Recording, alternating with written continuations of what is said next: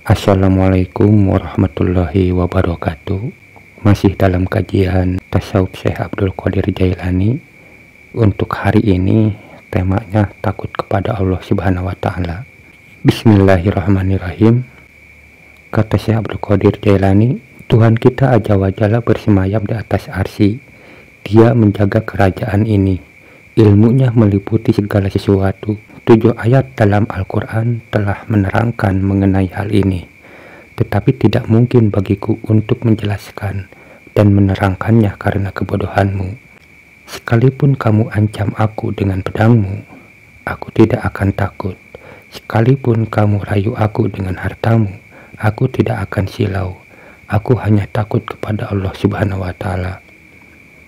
Jadi sayang, di kitab Fathul Rabbani ini Syekh Abdul Qadir Jailani tidak mau menjelaskan tentang arsy ini, karena kemungkinan kita ini akan sulit memahami apa-apa yang akan dijelaskan oleh Syekh Abdul Qadir. Jadi kesimpulannya bahwa arsy ini, atau ketika kita ingin mengetahui arsy itu apa, bagaimana, berarti kita harus bisa mengalaminya, harus bisa mau terjun langsung menjadi seorang sufi sehingga kita dekat dengan Allah. Maka tentu dengan cara kita dekat dengan Allah itu, Allah akan memberikan pengetahuan-pengetahuan tentang sesuatu yang kita ingin tahu.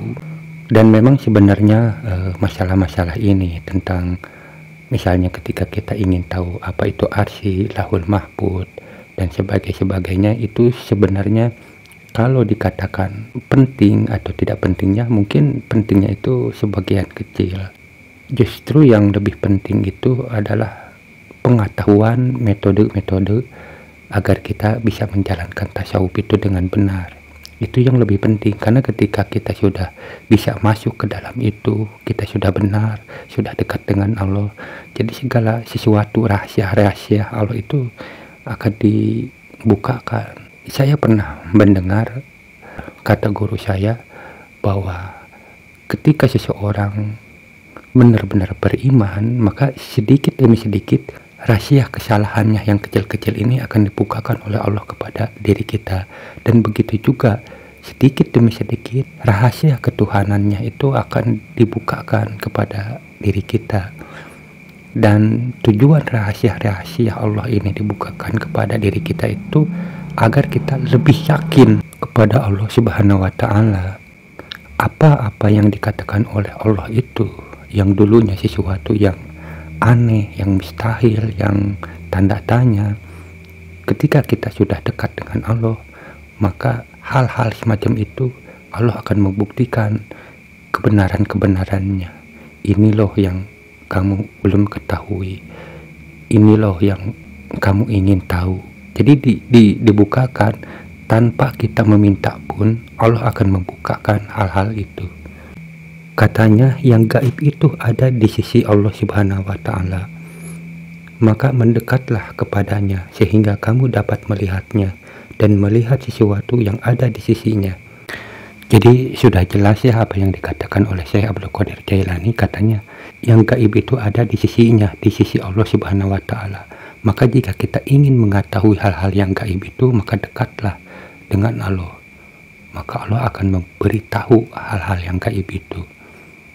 Seperti yang kita jelaskan kemarin, kalau kita ingin membuktikan tentang sesuatu hal yang kita ragukan, atau kita ingin menambah keyakinan tentang sesuatu hal yang gaib-gaib yang diceritakan oleh agama, maka kita itu harus dekat dengan Allah.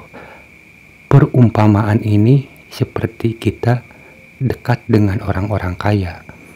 Sekalipun kita miskin, tidak memiliki harta, kalau kita dekat dengan orang kaya, maka kita ini akan ikut menikmati kekayaan orang kaya itu. Kalau kita selalu dekat dengan orang kaya, tidak mungkin orang kaya akan makan sendirian. Kalau kita dekat atau ada di sampingnya, pasti kita akan diajak untuk makan bersama. Nah, begitu juga ketika kita dekat dengan Allah, maka semua rahasia-rahasia Allah itu akan dibukakan kepada diri kita kalau kita dekat dengan Allah. seperti yang tadi dikatakan oleh Syekh Abdul Qadir Jailani tentang arsi. Tidak mungkin Syekh Abdul Qadir Jailani ini mau menjelaskan tentang hal itu, karena kemungkinan kita ini tidak akan paham dengan apa-apa yang dijelaskan oleh Syekh Abdul Qadir Jailani, kecuali kalau kita sudah pernah mengalaminya, maka kita akan paham tentang apa-apa yang dijelaskan oleh Syekh Abdul Qadir Jailani ini. Tasawuf atau belajar tasawuf itu bukan untuk memperbanyak teori-teori. Jadi intinya kita itu harus bisa mengalami dengan sendirinya. Teori-teori itu kita akan mengetahuinya dengan sendirinya, atau dengan kata lain, Allah akan memberi kepahaman-kepahaman tentang hal-hal yang kita ingin tahu. Sebenarnya buat teman-teman yang sudah atau pernah mengalami tentang hal ini, kita akan bisa membedakan ketika ada orang yang bercerita atau berteori tentang tasawuf, apakah orang itu pernah mengalaminya atau hanya cerita-cerita dari orang-orang atau dari buku-buku. Itu kita bisa membedakannya. Tetapi orang awam akan terjebak dengan kalimat-kalimat yang sedikit aneh-aneh lah, seperti itu. Tetapi sekalipun begitu, tidak ada masalah. Ya mungkin atau mudah-mudahan dengan kita tertariknya dengan kalimat-kalimat itu, mudah-mudahan kita ini menjadi tertarik dan ingin mengetahuinya secara langsung. Karena menurut saya, kalau harus bisa dibedakan ya, pengetahuan syariat dan pengetahuan tasawuf itu berbeda. Jika syariat mengajarkan tentang lahiriah dan wajib kita mengetahuinya dan harus hafal agar kita bisa melakukannya. Tetapi kalau ajaran tasawuf itu ajaran tentang hati, tetapi harus bisa membedakan mana yang mesti dihafal, mana yang mesti untuk dialami atau diamalkan. Dan yang lebih utama dalam ajaran tasawuf itu, kita harus mengalaminya, bukan harus menghafal. Sekali lagi, kita harus mengalaminya. Karena tujuan tasawuf itu untuk menambah keyakinan yang tadinya kita yakin biasa atau percaya. Kalau kita mengalaminya, kita akan tambah yakin karena kita mengalaminya, atau hakul yakin, semacam itu. Kalau hanya mengandalkan hafalan atau teori-teori, sampai kapanpun tidak akan menambah keyakinan kita. Nah, inilah kunci dari tasawuf itu, agar menambah keyakinan kita. Sehebat apapun kepahaman kita tentang teori-teori tasawuf, kalau itu hanya sebatas teori-teori atau hafalan-hafalan saja, maka itu tidak akan menambah keyakinan kita. Tetapi kalau kita mengalaminya, kita akan tambah keyakinan kita, dan kita akan memahami kalimat-kalimat yang disampaikan oleh para sufi. Ini kalau kita kutip dari kitabnya Al-Hikam karangan Ibnu Athaillah yang temanya jangan membanggakan amalan. Di sini Ibnu Athaillah mengatakan di antara tanda bergantung pada pekerjaan yang soleh adalah kurangnya keinginan untuk melakukan kemaksiatan. Nah, sebenarnya kalimat ini sebenarnya apa yang salah? Kan di sini kalimatnya di antara tanda bergantung pada pekerjaan yang soleh adalah kurangnya keinginan untuk melakukan kemaksiatan. Orang awam akan kesulitan untuk memahami kalimat-kalimat ini. Kalimat ini kalau kita pakai kacamata syariat ini bagus. Jadi ketika orang beramal soleh lalu kurang keinginan untuk melakukan kemaksiatan, berarti ini kan bagus. Sebenarnya ini bagus kalau melihat dari kacamata syariat. Tetapi kalau di dalam tasawuf, ini semacam ini adalah tanda bergantungnya kepada amal-amalan. Misalnya begini contohnya, ketika saya berusaha untuk rajin sholat. Nah, setelah selesai sholat, kita pulang ke rumah. Di tengah jalan ada orang yang lagi ngerumpi, yang lagi membicarakan orang lain. Nah, kita ini kaget, ada orang yang lagi ngerumpi. Kita menghindarinya, jangan sampai kita ini ikut ngerumpi. Di dalam kacamata syariat ini bagus, tetapi di dalam tasawuf, bahwa orang ini sudah menyandarkan kepada pekerjaan-pekerjaan amal. Orang ini sudah mengandalkan amalannya. Karena kalau kita berbuat salah atau ikut ngerumpi, berarti kita ini akan masuk neraka. Itu kan berdosa. Sementara selama ini kan kita rajin sholat, rajin ibadah. Yang tadinya kita harus ke surga karena kita suka ngerumpi, yang akhirnya kita masuk neraka.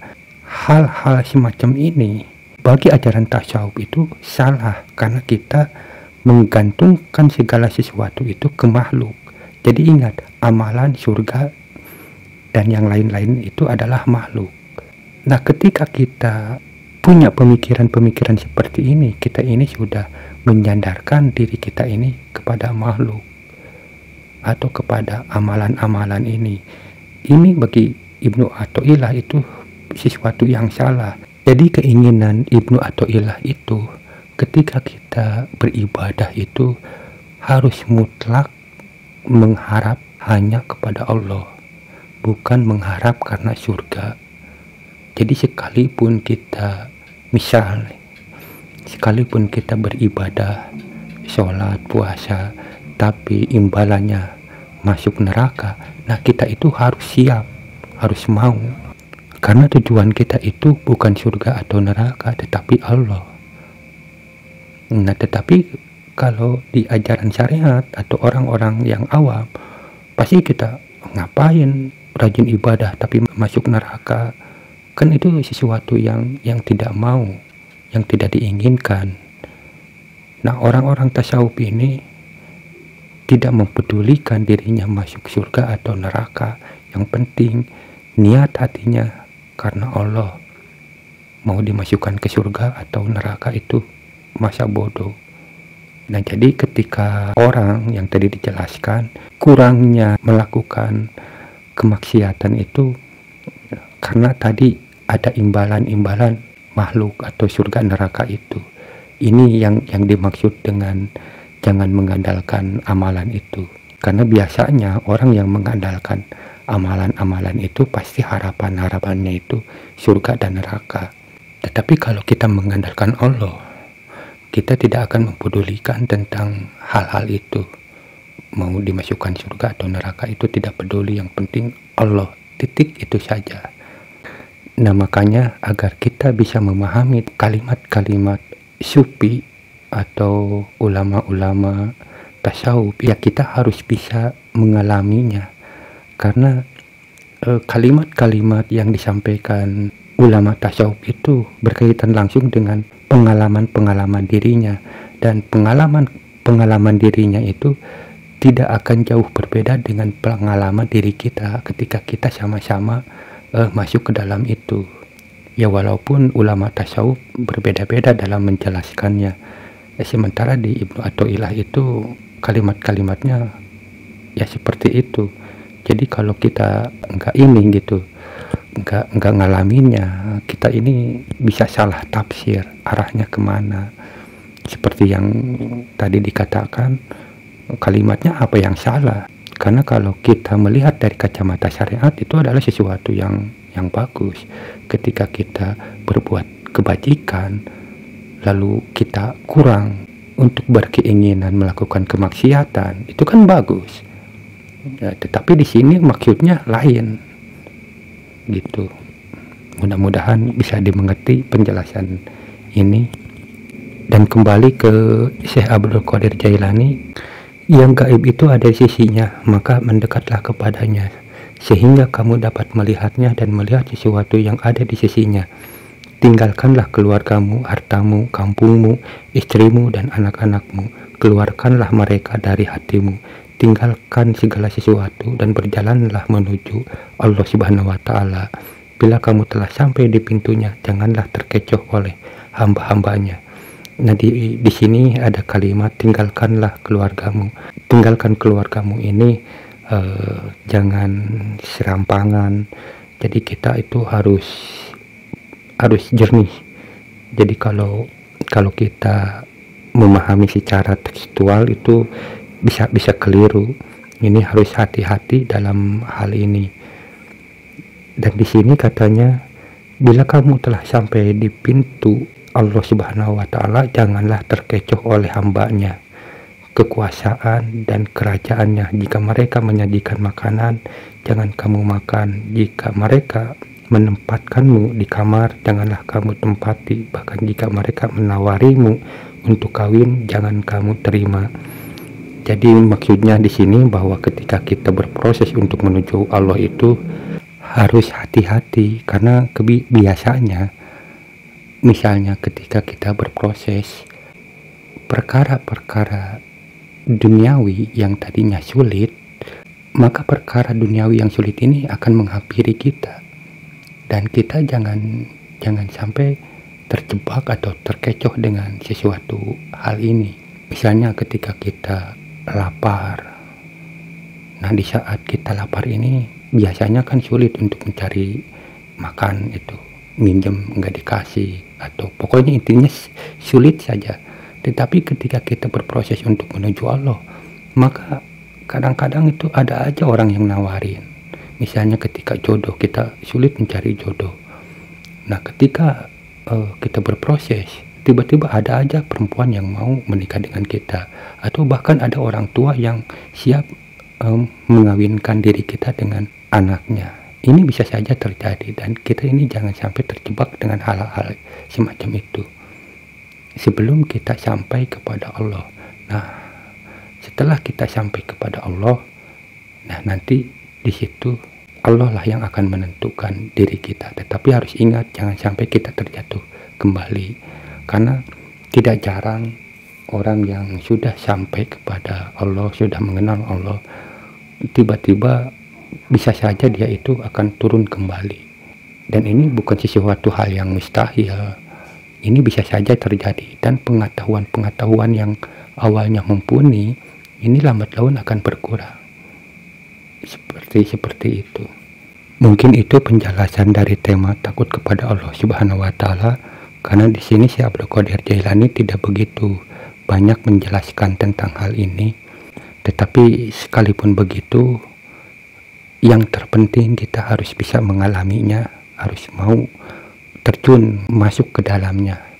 Dan dengan sendirinya sesuatu hal yang belum kita ketahui itu pasti akan kita ketahui. Mudah-mudahan video ini bermanfaat. Assalamualaikum warahmatullahi wabarakatuh.